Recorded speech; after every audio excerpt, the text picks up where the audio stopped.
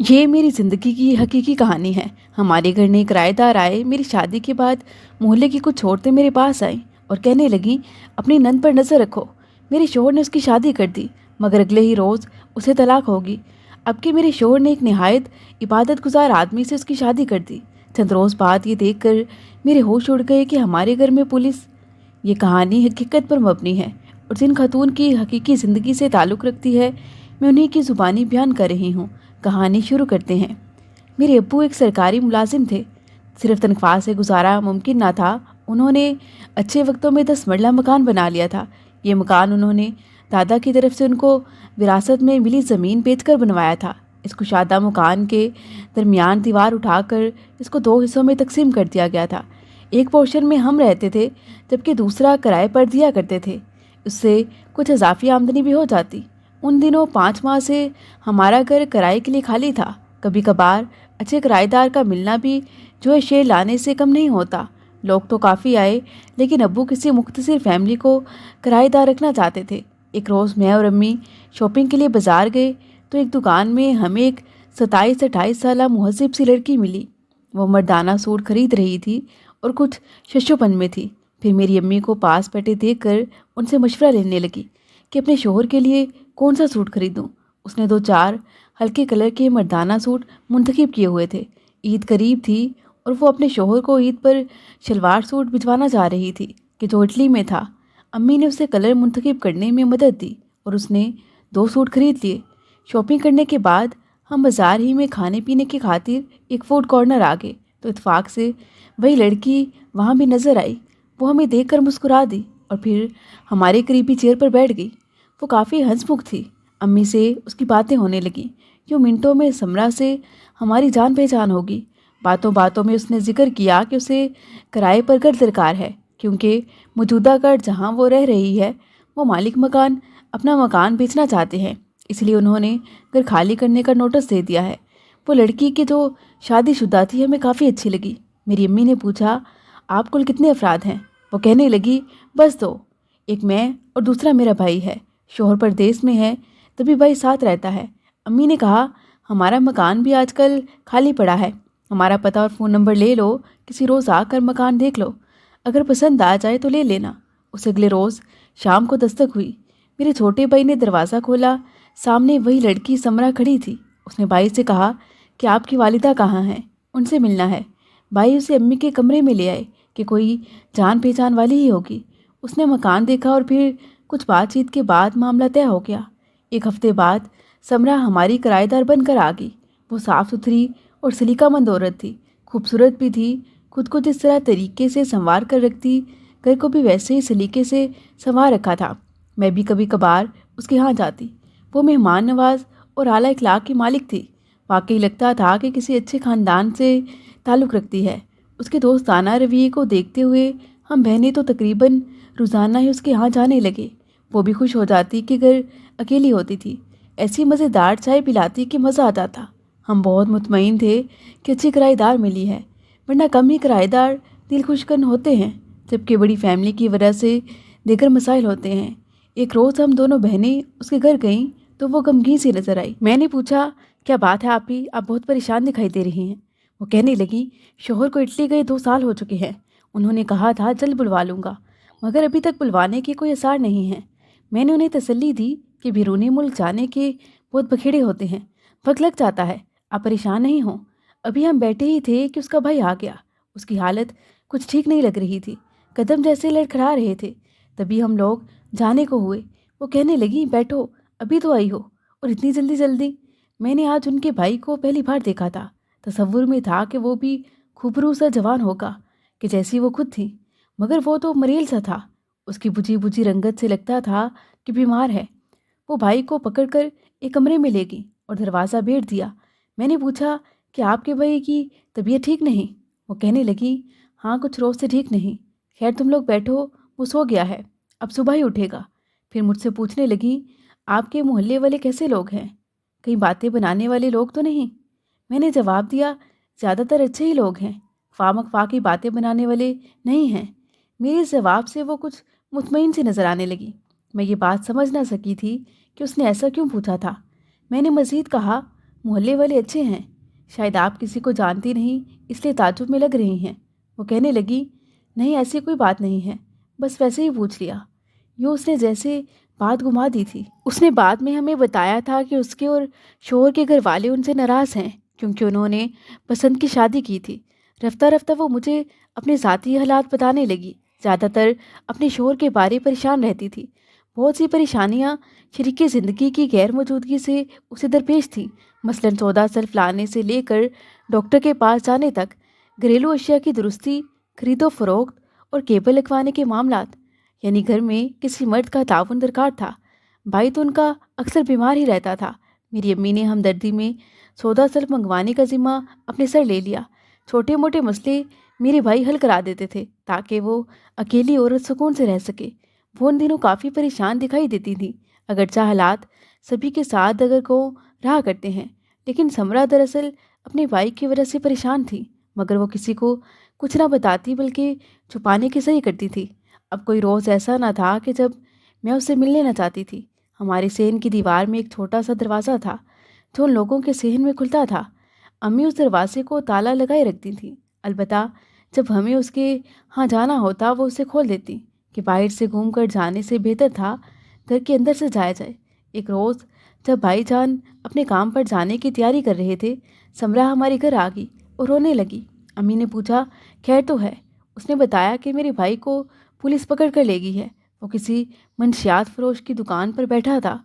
Police ने छापा मारा तो जितने लोग वहाँ मौजूद थे सभी को हवालात में बंद कर दिया है। अम्मी ने तसल्ली दी और पानी पिलाया। कुछ देर बाद वो भाई से कहने लगी, बिलाल बेटे, थाने जाकर इनके भाई के बारे में पता करो। थानेदार तुम्हारा वाकिफकार है, हो सके तो समरा के भाई को छुड़ा लो। थानेदार दरअसल मेरे भाई के एक दोस्त का बाप था। भाई अपने दफ्तर जाने की बजाय थाने चले गए। कुछ भाग दौड़ और कुछ देर दिलाकर वो बेहराम को छुड़ा कर ले आए। बेहराम ने नशा कर रखा था, ताहम उन्होंने उस वक्त इस बात का जिक्र न किया क्योंकि समरा हमारे घर थी और वो नहीं चाहते थे कि बहन की दिल आज़ारी हो। अलबत्ता भाई ने बाद में हम सभी को बता दिया। अपने भाई की रिहाई पर वो बहुत खुश हुई। अगले रोज़ हमारे घर खीर का डिब्बा भर कर ले आई। ख़ास तौर पर मेरे भाई का शुक्रिया अदा किया। अब हमें पता चल गया था कि समरा को कोई गम नहीं बल्कि उसे अपने भाई के नशा करके अपनी ज़िंदगी बर्बाद करने की वजह से परेशानी थी। वो हमें किराया बाकायदगी से वक्त पर अदा करती। उसका शोहर उसे हर माह खर्चा भिजवाता था। बैंक के मसाइल में भी मेरे भाई की मदद लेती। फजूल खर्च ना थी, रकम पसे अंदाज करती रहती थी, मगर उसका भाई नशे के लिए उसे रकूम बटोरता था। कभी लड़ झगड़ कर पैसे ले जाता, ये मोहल्ले में इज्जत से रह जाने की खातिर रकम दे देती, वरना तो शोर शराबे की सूरत में हम मालिक मकान भी इतराज़ करते। एक साल के अंदर अंदर हमें उसके काफ़ी हालात मालूम हो चुके थे। समरा का तौर तरीका और रवैया इतना आला था कि मेरे दिल में भी उसके लिए हमदर्दी के जज्बात उभरते थे। उसने मुझे बताया था कि उसका बाप वफात पा चुका है। माँ ने दूसरी शादी कर ली तो दोनों बहन भाई को मामू मुमानी ने पाला, मगर मुमानी का रवैया बहुत बुरा था। फिर मेरी शादी हो गई और भाई भी मेरे हमरा आ गया। साल बाद मामू भी वफात पा गए। अब हकीकी मायनों में कोई करीबी अजीज़ ना बचा था। फिर एक रोज़ वो मुझे बताने लगी कि जब मैं 17 वर्ष की थी और कॉलेज जाती थी, कॉलेज आते मेरी राहो रस्म एक नौजवान यासिर से होगी। उसकी फ़ोटोग्राफी की दुकान थी। 2 साल तक हम मिलते रहे क्योंकि उसकी दुकान हमारे कॉलेज के रास्ते में पड़ती थी। एफए करते ही मामू ने ज़बरदस्ती मेरी शादी मेरी कज़न से कर दी। शौहर अच्छा था, मुझे चाहता भी था। मैंने यासिर को बुलाकर नई ज़िंदगी से समझौता कर लिया कि यही असल हकीकत थी। मगर जिन दिनों मैं यासिर की दुकान में उसे मिलने जाती थी, एक बार उसने मुझसे कहा था कि चंद एक तस्वीरें एक साथ बनवा लें, अगर बिछड़ गए तो इन तस्वीरों को देख लेंगे। उसकी बातों में आकर मैं तस्वीरें बनवाने लगी। मैंने उसे वादा लिया था कि अगर मेरी किसी और से शादी हो गई तो इन तस्वीरों को फाड़ कर तो टुकड़े कर देना, मगर वो कम ज़र्फ निकला। उसने वादा वफा न किया और तस्वीरें शादी के बाद मेरे शोहर को अरसाल कर दी। फ़ोटोज़ में हम दोनों साथ थे। मेरे खावंद को बहुत गुस्सा आया, मुझसे बास परस की, मेरा रंग उड़ गया था। तब उन्होंने मामू को बुलवाया और मुझे उनके साथ चलता कर दिया। मामू ने भी मुझे खूब लानतान की। मेरे शोहर को भी बहुत समझाया कि इसे माफ़ कर दो, मगर उसने मुझे तलाक दे दी। मैं अब अपनी नादानी पर पछताती थी कि क्यों यासिर से राहो रस्म रखी।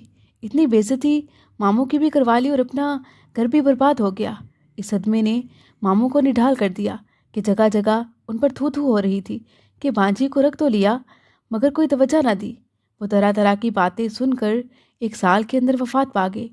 میں اور بھائی بے سہارا رہ گئے۔ اب ہمارے لیے ممانی کے گھر پیر جمانے کی جگہ نہ تھی۔ ان دنوں میں اپنی ایک رشتے کی خالہ کے پاس رہنے لگی۔ انہوں نے کہا کہ کب تک میرے پاس رہو گی، دوبارہ گھر بسا لو۔ میں نے کہا خالہ کس سے شادی کروں، تمہیں کوئی ڈھونڈ کر لا دو۔ ان کے جاننے والوں میں ایک نوجوان ایسا تھا جو میری کہانی سن کر متاثر ہو گیا۔ وہ نیا نیا اٹلی سے آیا تھا۔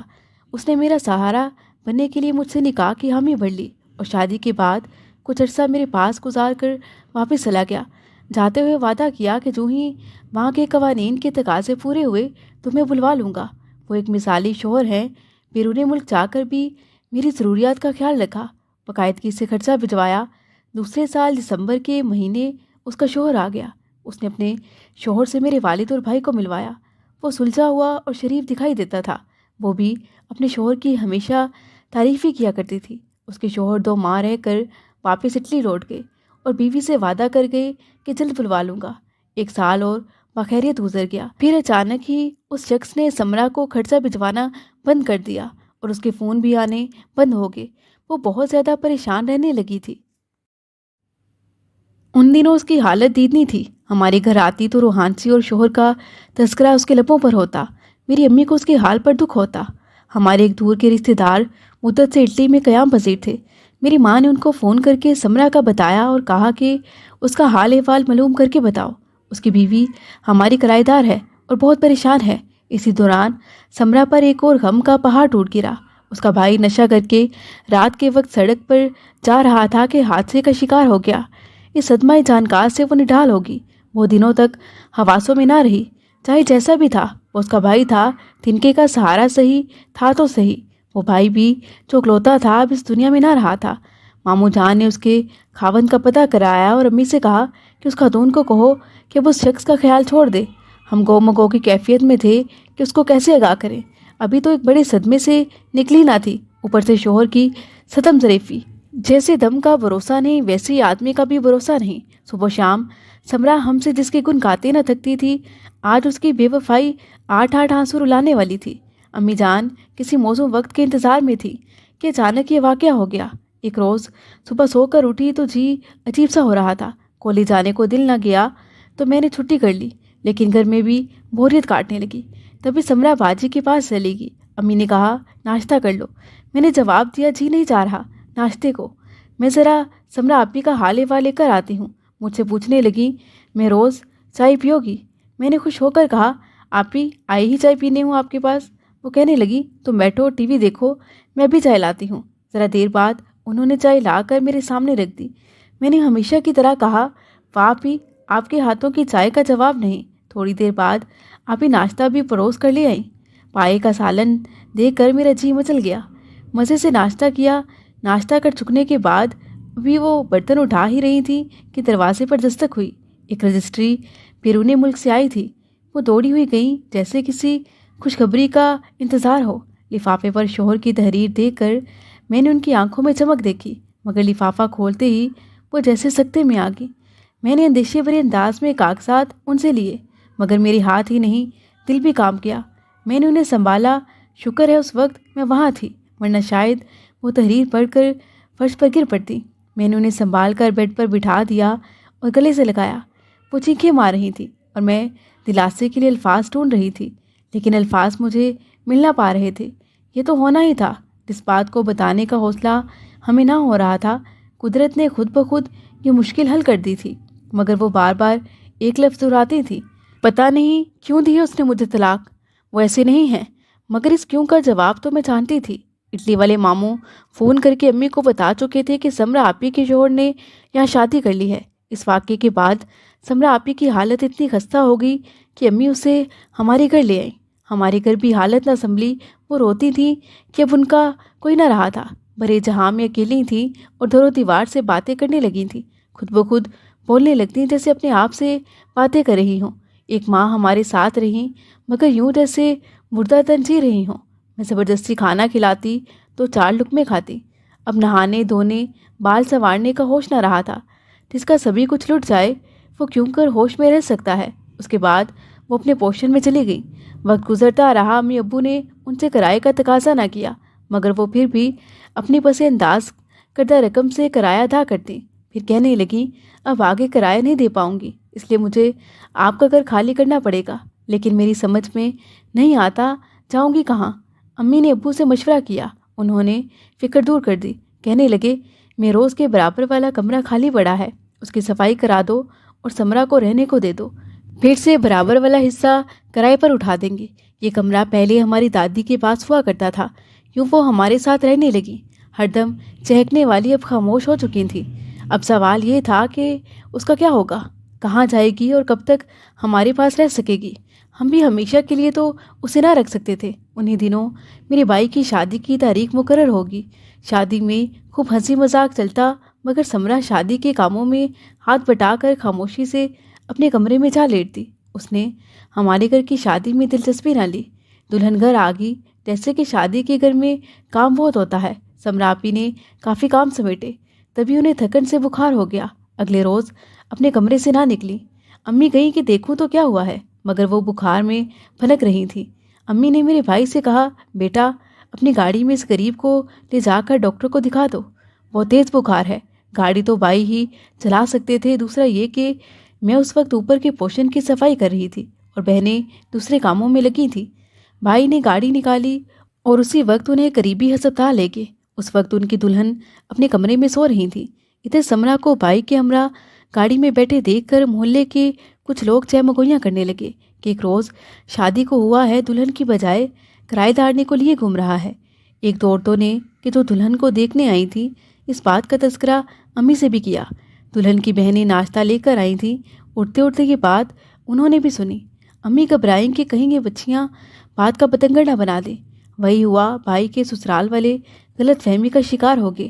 ولیمے کے بعد دلہن کے ماں باپ آ کر کہنے لگے آخر یہ کون ہے، کیا لگتی ہے آپ لوگوں کی، اور کیوں گھر میں رہ رہی ہے کہ جسے دلہا صاحب گاڑی میں لیے پھرتے ہیں۔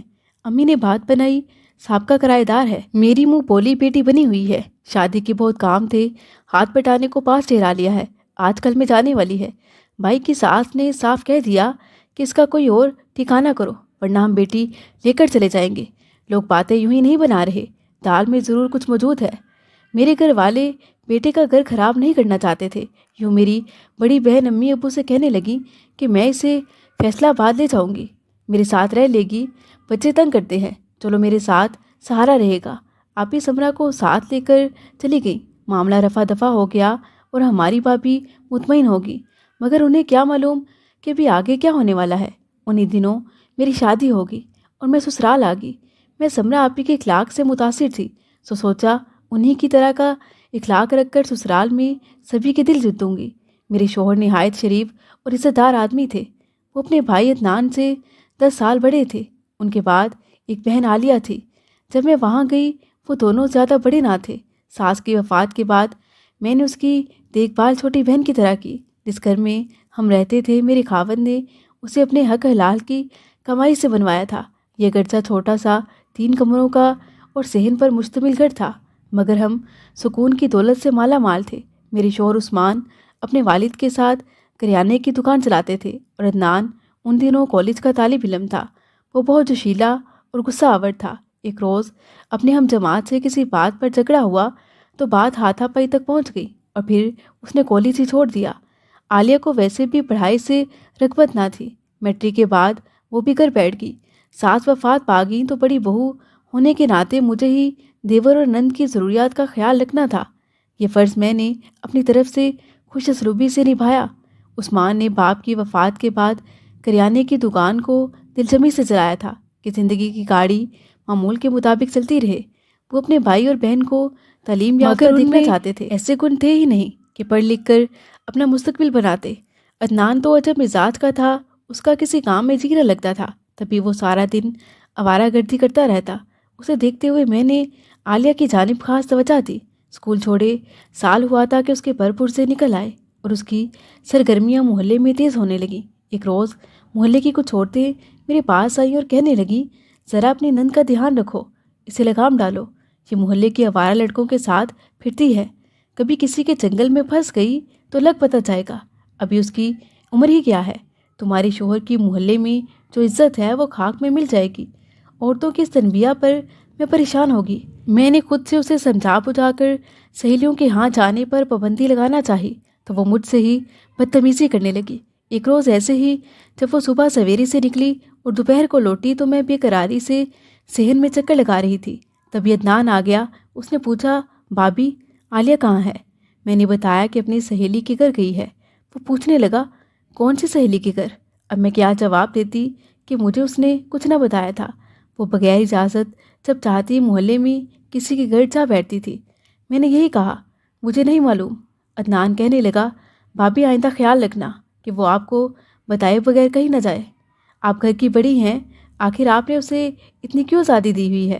اب اگر آپ کا کہنا نہ سنے تو پھر میں کروں گا اس کا دماغ صحیح۔ آئندہ یہ بغیر اجازت گھر سے قدم نہ نکالے گی۔ دن گزرتے رہے، نند بھی منہ زور اور دیور تنگ مزاج۔ میں تو چکی کے دو پارٹوں میں پسنے لگی۔ ظاہر سی بات، میرے اب اپنے بھی دو بچے تھے، ان کی طرف بھی متوجہ رہتی۔ دونوں بھائی بہن آپس میں الجھنے لگے۔ ایک روز میں عثمان سے کہنے لگی، عالیہ جوان ہو گئی ہے، بہتر ہے آپ اس کی شادی کر دیں۔ آپ سارا دن دکان پر ہوتے ہیں اور میں گھر کے کام کاج میں مصروف، اپنے بچوں ہی کی دیکھ بھال سے فارغ نہیں ہوتی، پھر اور کیسے کروں؟ عثمان کو محلے کے دو چار خیر خواہوں نے پہلے ہی چوکنا کر دیا تھا کہ اپنی بہن کو زیادہ آزادی مت دو، بہتر ہے کہ اس کی شادی کر دو۔ انہی دنوں اس کے لیے ایک رشتہ آیا۔ لڑکا شریف تھا، باپ کا چھوٹا سا جنرل اسٹور تھا اور میٹرک پاس تھا۔ یوں عالیہ کو بیاہ دیا گیا۔ شادی کے بعد سسرال میں اسے کوئی تکلیف نہ تھی۔ خاوند بھی کماؤ اور پیار کرنے والا تھا۔ نامعلوم اس لڑکی کی کیسی سوچ تھی کہ اس نے شوہر اور سسرال والوں کا ناک میں دم کر دیا، یہاں تک کہ طلاق لے کر گھر واپس آ گئی۔ دراصل اس لڑکی کو بچپن سے محلے کے گھروں میں جھانکنے اور محبتوں کے قصوں کی عادت پڑ گئی تھی۔ اس نے یہاں آ کر پھر سے پرانی روش کو اختیار کر لیا۔ محلے والے عثمان کی وجہ سے اسے کچھ نہ کہتے کہ اس کی بہن ہے، لیکن جب انہوں نے بہت کچھ غلط دیکھا تو صبر کا پیمانہ لبریز ہو گیا اور وہ کہنے پر مجبور ہو گئے کہ اس شتر بے مہار کے نتنوں میں نکیل ڈالو ورنہ پچھتانا ہوگا۔ شادی کو ہی لڑکی کے لیے احسن سمجھا جاتا ہے اور نکاح کے بندھن کو تکمیل سمجھ کر ہی میرے شوہر نے بہن کو 18 برس کی عمر میں بیاہ دیا تھا، لیکن یہ تجربہ کامیاب نہ رہا۔ دراصل بہت چھوٹی عمر سے اسے برائی کا چسکا پڑا تھا کہ اب ہر قسم کا خوف زیادہ رہا تھا۔ اب طلاق کے بعد بے حجابی پہلے سے کہیں بڑھ کر کھل کر سامنے آ گئی۔ حیا کا پردہ اتر چکا تھا۔ اس نے کھلے بندوں آوارہ لڑکوں سے ملنا جلنا شروع کر دیا۔ ان رابطوں کے گواہ محلے والوں کی زبان بند نہ رہ سکی اور انہوں نے اس کے حل کے لیے خوب اویلا کیا۔ میرے شوہر بہت پریشان تھے۔ ایک روز انہوں نے اپنی عزت بچانے کے لیے ایک بزرگ رشتہ دار سے منت سماجت کی کہ میں بہن بھائی کی وجہ سے بہت پریشان ہوں، آپ میری مدد کریں۔ میں سارا دن دکان پر اور عدنان صبح سے شام تک نہ جانے کہاں غائب رہتا ہے۔ میری بیوی رشتے کے لحاظ سے انہیں زیادہ پابند نہیں کر سکتی۔ ان بزرگ نے کوشش کر کے ایک دیہات میں عالیہ کا رشتہ اپنے ایک دوست کے بیٹے سے کرا دیا۔ یہ بہت نیک، شریف اور کھاتے پیتے لوگ تھے۔ ان کی عورتیں کھلے بندوں وقت بے وقت گھر سے قدم نہ نکالتی تھیں۔ کہیں جانا ہوتا تو گھر کی بزرگ خواتین کے ہمراہ جاتی تھیں۔ عالیہ کا اصل مسئلہ محبت، خوشحالی، عزت وغیرہ نہیں تھا۔ دراصل اس کا مسئلہ تھا آزادی۔ وہ ہر حال میں آزاد رہنا چاہتی تھی۔ اسے کسی قسم کی پابندی قبول نہ تھی۔ وہ آوارہ مزاجی میں ہی آسودگی محسوس کرتی تھی، ورنہ بن جل مچھلی کی طرح تڑپنے لگتی۔ وہ ان دنوں نہ سمجھی کہ انتہائی خطرناک عمر سے گزر رہی تھی۔ میں نے اسے ایک اچھی بھابھی کی طرح پیار دینے کی کوشش کی تھی، لیکن اس کی تشنہ روح کی تسلی نہ ہو سکی۔ جلد ہی سب کو اندازہ ہو گیا کہ یہ لڑکی نچلی نہیں بیٹھ سکتی۔ وہ اپنی دوسرے سسرال میں بھی کل کھلانے لگی۔ اس نے شوہر اور سسرالیوں کو اتنا پریشان کیا کہ ساس اسے دنگ رہ گئے۔ شوہر کی بھی راتوں کی نیندیں حرام ہو گئی، بل آخر انہوں نے بھی طلاق دے کر اس بلا سے جان چھڑا لی۔ نہ جانے اس نے کیا ٹھانی تھی کہ غلطی پر غلطی کیے جاتی تھی اور اسے احساس تک نہ تھا۔ ایک روز میرے دیور عدنان کو کسی نے اس کی بہن کا تانا دیا کہ 2 قسم کر چکی ہے، نہ جانے کتنے اور کرے گی۔ عدنان نے غصے میں تانا دینے والے کو برا بھلا کہا، جس پر اس کے ساتھیوں نے اس کی پٹائی کر ڈالی۔ وہ گھر آیا تو کپڑے پھٹے ہوئے اور چہرے پر نشان تھے۔ میں نے پریشانی سے پوچھا، عدنان کیا ہوا؟ وہ کہنے لگا، باہر کسی نے مجھے بہن کا تانا دیا تھا، لڑائی ہوگی۔ یہ سن کر عالیہ اندر سے چہک کر آتی بولی، کیا بزدل ہو جو پٹ کر آگے؟ گالی دینے والے کا پیٹ نہ پھاڑ دیا تم نے؟ یوں عالیہ کے اشتعال دلانے پر عدنان نے سامنے پڑی چھری اٹھا لی اور تیزی سے بھاگتا ہوا باہر نکل گیا۔ وہ لڑکے گھر کے سامنے میدان میں کھڑے تھے۔ اس نے جا کر گالی دینے والے کے پیٹ میں چھری مار دی۔ وہ زخمی ہو کر گر پڑا۔ لوگ زخمی کو ہسپتال لے گئے اور عدنان کے خلاف پرچہ درج ہو گیا۔ وہ ہانپتا ہوا گھر آیا۔ عالیہ کہنے لگی، عدنان بھائی، اب تمہارے خلاف لازماً پرچہ درج ہو جائے گا، بہتر ہے تم کچھ دن کہیں جا کر چھپ جاؤ۔ عدنان نے جلدی سے کپڑے تبدیل کیے، 2 جوڑے بیگ میں ڈالے اور گھر کے پچھلے دروازے سے نکل گیا۔ اب وہ پولیس کو مطلوب تھا۔ لوگوں نے گواہی دی کہ عثمان شریف آدمی ہے، سارا دن اپنی دکان پر ہوتا ہے، جھگڑے کے وقت بھی دکان پر تھا، اس کا کوئی قصور نہیں ہے۔ محلے داروں کی مہربانی سے پولیس میرے شوہر سے صرف پوچھ گچھ کر کے چلی گئی۔ عدنان کا ایک دوست پولیس میں تھا، یہ اس کے پاس چلا گیا۔ اس دوست نے مشورہ دیا کہ تم میرے ساتھ دوسرے شہر چلو، تمہیں وہاں ایک رشتہ دار کے پاس کچھ دن چھپا دیتے ہیں، تب تک بھائی کچھ معاملہ طے کرا دیں گے۔ یوں وہ دوست کے ہمراہ شہر سے دور کسی دوسرے مقام پر چلا گیا۔ جب عدنان کو پولیس پکڑنے میں ناکام ہوگی تو اسے اشتہاری قرار دے دیا گیا۔ ادھر عثمان بہت پریشان تھے۔ میں نے انہیں سمجھایا کہ آپ عالیہ پر نظر رکھو، اب سارا دن دکان پر ہوتے ہو، نہیں چاہتی تھی آپ کو کوئی جھوٹا پھنسا دے۔ میرے سمجھانے پر میرے خاوند کے کان کھڑے ہو گئے۔ انہوں نے عالیہ سے کہا، جان لو اگر عدنان موجود نہیں ہے تو میں تم پر نظر رکھوں گا، یہ شریفوں کا محلہ ہے اور ہم نے یہی رہنا ہے، اگر میں نے اب کوئی ایسی ویسی بات تیرے بارے میں سن لی تو جان سے جاؤ گی۔ عثمان کی بات پر اب وہ الٹا مجھ سے الجھتی اور بچوں کے ساتھ مار پیٹ کرتی، غرض کی ایسی تنگ مزاجی دکھاتی کہ ہمارے گھر کا سکون تلپٹ کر ڈالا۔ وہ میرے منہ کو آ جاتی، کہتی کہ تم نے بھائی کے کانوں میں جو زہر گھولا ہے تو میں تمہیں سبق سکھا کر رہوں گی۔ اب عالیہ نے میرا جینا حرام کر دیا تو پچھتائی کہ کیوں خاوند کو چوکنا کیا، اسے اس کے حال پر چھوڑ دینا چاہیے تھا، خود ہی اپنے انجام کو پہنچ جاتی۔ ایک دن کوئی آدمی عدنان کا خط لایا، لکھا تھا کہ عالیہ مجھ سے آ کر ملو اور کچھ رقم بھی لانا، میں بہت اداس ہوں اور پیسوں کی بہت تنگی ہے۔ وہ آدمی خط عثمان کے پاس لایا تھا۔ میرے شوہر نے پتہ دریافت کیا، پھر کچھ رقم جو پس انداز کی ہوئی تھی عالیہ کے حوالے کر کے کہا کہ تم جا کر عدنان سے مل لاؤ، اس کو تسلی دینا، میں دکان بند کر کے نہیں جا سکتا، یہاں بچوں کو بھی اکیلا نہیں چھوڑ سکتا، عدنان کی وجہ سے کچھ لوگوں سے دشمنی ہو گئی ہے۔ وہ رقم لے کر اس شخص کے ہمراہ عدنان سے ملنے چلی گئی۔ بعد میں عدنان نے عثمان کے نام خط لکھا تھا کہ عالیہ سے مل کر ڈھارس ہوئی ہے، رقم بھی مل گئی ہے۔ اب میں اس نظر بندی سے تنگ آ چکا ہوں، کب تک پولیس سے چھپتا رہوں گا، کوئی راہ نکالو۔ اب عالیہ کو گھر سے نکلنے کا راستہ مل گیا۔ ہر ماہ وہ عدنان سے ملنے جانے لگی، اس بہانے آوارہ گردی کرنے کو آزادی بھی مل جاتی تھی۔ وہ ہمیں بتاتی تھی کہ بھائی نزدیک ہی کہیں چھپا ہوا ہے اور وہاں کچھ غلط کاموں میں ملوث ہو گیا ہے، اگر ہم باقاعدگی سے اس کا ساتھ دیں تو ہو سکتا ہے وہ اس دلدل میں گرنے سے بچ سکتا ہے۔ عثمان ہر ماہ معقول رقم کا انتظام کرتا رہا۔ ادھر عالیہ چھوٹے بھائی کو جا کر بڑکاتی کہ بڑا بھائی مکان اور دکان پر قابض ہے اور ہمیں وراثت سے بے دخل کرنے کا ارادہ رکھتا ہے۔ ان دونوں میاں بیوی کی صلاح ہے کہ عدنان ہاتھ آئے تو حوالہ پولیس کر کے جان چھڑا لیں، کیونکہ تمہاری روپوشی کے 1 ماہ بعد جو لڑکا زخمی ہوا تھا وہ مر گیا ہے۔ غرض وہ ایسی باتیں اس کے کوشے گزار کرتی کہ غصے سے اس کا خون کھول اٹھتا تھا۔ ادھر میں عالیہ کے ارادے پام چکی تھی، خوفزدہ رہتی تھی، شوہر سے کہتی تھی کہ تم بہن پر مزید پابندیاں مت لگاؤ، اسے اس کے حال پر چھوڑ دو اور اپنے کام میں مگن رہو۔ عالیہ عدنان کو خط لکھتی اور ملنے بھی جاتی۔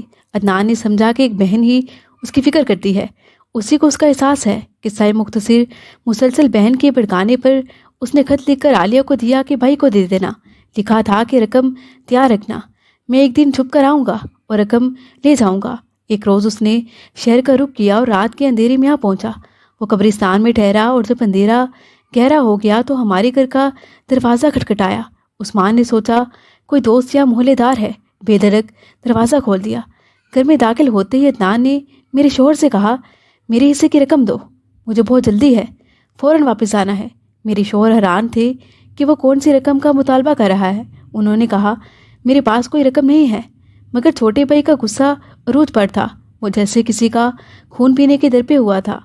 میرے سرتاج نے کہا، بتاؤ کہاں سے لاؤں؟ دکان تو میں نے آج تک کبھی بیچنے کا سوچا بھی نہیں ہے، مجھے کچھ وقت دو، میں کسی سے ادھار لے کر انتظام کر دوں گا۔ عدنان بڑے بھائی کا لحاظ کیے بغیر کہنے لگا، جانتے ہو کہ میں اشتہاری مجرم ہوں اور پولیس دور سے وہ سونگھ لیتی ہے۔ دن کی روشنی پھیلنے سے پہلے مجھے نکلنا ہے۔ دکان پر برسوں سے تمہارا قبضہ ہے، مکان پر بڑا جمان ہو، مکان بیچ کر حصہ دو، بہن کو بھی اس کا حصہ چاہیے۔ عثمان کہنے لگے، میں بال بچے دار ہوں، بچوں کو کیسے دربدر کروں کہ ممکن نہیں ہے، البتہ میں محلے داروں کو لے کر صلح کے لیے مخالفین کے گھر جاؤں گا، انشاءاللہ کوئی حل نکل آئے گا، مگر ٹھکانہ فی الحال فروخت نہیں کر سکتا۔ اسے آگے کیا لکھوں؟ عدنان کہنے لگا، تو پھر سمجھو تمہاری موت آ گئی ہے، کہ کہہ کر اس نے چادر ہٹائی، بغل سے پستول نکالا اور فائر داغ دیا۔ فائر کی آواز پڑوسیوں نے سنی اور پھر آنن فانن خبر پھیل گئی۔ کسی نے پولیس کو فون کر دیا اور پولیس فوراً حرکت میں آ گئی۔ گھر سے نکل کر عدنان اندھیرے میں فرار ہو گیا، مگر راہ میں پولیس نے آ لیا۔ فائرنگ کا تبادلہ ہوا، وہ پولیس مقابلے میں مارا گیا۔ میں بیوہ اور میرے بچے یتیم ہو گئے۔ عالیہ کی بہن آئی، وہ آزاد تھی، دونوں بھائیوں کا وجود مٹا کر جیسی زندگی چاہتی تھی اب بسر کر رہی تھی، لیکن مجھے اور میرے بچوں کو تو بے یار و مددگار، بے آسرا کر دیا۔ میں جانتی تھی کہ عالیہ نے سارا کھیل صرف اس لیے کھیلا تاکہ وہ منمانی کی زندگی بسر کر سکے، اسے کوئی روکنے ٹوکنے والا نہ ہو۔ کچھ دنوں بعد اس نے اپنے حصے کا مطالبہ کر دیا۔ محلے داروں نے کونسلر سے فیصلہ کرایا، آدھا گھر مجھے دلوایا، آدھا عالیہ نے لیا۔ یوں دکان کا سرمایہ بھی آدھا آدھا ہوا۔ اپنا حصہ لے کر وہ اپنے ایک پولیس والے بوائے فرینڈ کے پاس چلی گئی۔ مجھے اور میرے بچوں کو زندگی کے طوفان سے لڑنے کو بھی یار و مددگار چھوڑ گئی۔ میں واپس والدہ کے گھر آ گئی، جہاں میری بھابھی سمرا تھی۔ اس نے مجھے بھابھی نہیں بلکہ بہن کی طرح پیار دیا، میرے بچوں کا بھی بہت خیال رکھا۔ دراصل ہوا یوں کہ شادی کے 1 سال بعد میری بھابھی نے آپ کے ہاں بچے کی پیدائش ہوئی۔ ان کی والدہ آ کر بھابھی کو لے گئیں کہ پہلے بچے کی ولادت ہمارے یہاں ہوگی۔ خدا کی کرنی کے بچے کی پیدائش کے دوران بھابھی کا بلڈ پریشر اتنا بلند ہوا کہ کنٹرول نہ ہو سکا، ان کی وفات ہو گئی، مگر نوزائیدہ کو بچا لیا گیا۔ امی پر کڑی آزمائش کا وقت آ پڑا، چھوٹے سے بچے کو سنبھالنا ان کے بس کا روگ نہ تھا۔ یوں امی نے میری بڑی بہن کو فون کر کے پوچھا، اب کیا کروں؟ پوتا مجھ سے سنبھالنا مشکل ہے۔ وہ فیصل آباد سے آ گئی، آتے ہی سمرا نے بچے کو گود میں اٹھا لیا۔ تبھی آپی نے امی کو مشورہ دیا، کچھ وقت گزرنے کے بعد اپنے بیٹے اور سمرا دونوں کو ٹٹولنا، اگر ان کے نکاح کی گنجائش نکل آئے تو ہمارے بھائی کا گھر آباد ہو جائے گا اور سمرا کو بھی ٹھکانہ میسر آ جائے گا، اس کا اب کوئی نہیں ہے اور اچھی عورت ہے۔ امی نے اس بات کو گرہ میں باندھ لیا، سمرا کو آپی کے ہمراہ جانے نہ دیا اور ننا پوتا اس کے سپرد کر دیا۔ جب امی نے اس کے ساتھ نکاح کی بات کی تو دونوں راضی ہو گئے۔ یہ سب اس رب کائنات کی مسلطیں اور اس کا اپنا نظام ہے، ہم ناقص العقل کچھ بھی سمجھنے سے قاصر ہیں۔ سمرا ہماری بھابھی اور بھائی کی شریک حیات بن گئی، اس میں سمرا کی اپنی کوشش ہرگز شامل نہ تھی۔ پھر بھی محلے والے باتیں بنانے لگے، دیکھا ہم نہ کہتے تھے، یوں ہی نہیں رو رہی تھی، اندر خانہ کوئی سٹوری چل رہی تھی، دلہن کے مرتے ہی اس کو دلہن بنا لیا، پہلے ہی بنا لیتے۔ ہم نے پڑوسیوں، محلے داروں، حتیٰ کہ قریبی رشتہ داروں کی بھی ایسی ویسی باتیں سنی، مگر پریشان نہ ہوئے۔ ہم گھر والوں کا ضمیر صاف تھا، کوئی غلط بات اس سارے افسانے میں تھی بھی نہیں۔ یہ کہنا چاہیے کہ یہ رب کی مرضی تھی، ایسا ہونا تھا تو ہو گیا۔ ہماری نیت کل بھی صاف تھی اور آج بھی صاف ہے، اگرچہ اس واقعے کو 25 برس سے اوپر ہونے والے ہیں۔ سمرا ہماری پیاری بھابھی ہیں اور ہمیں ان سے کوئی شکایت نہیں، یہ اس کا نصیب تھا جو اسے ہمارے پاس کھینچا لایا تھا۔ مزید دلچسپ سچی کہانیوں کے لیے چینل کو سبسکرائب کریں۔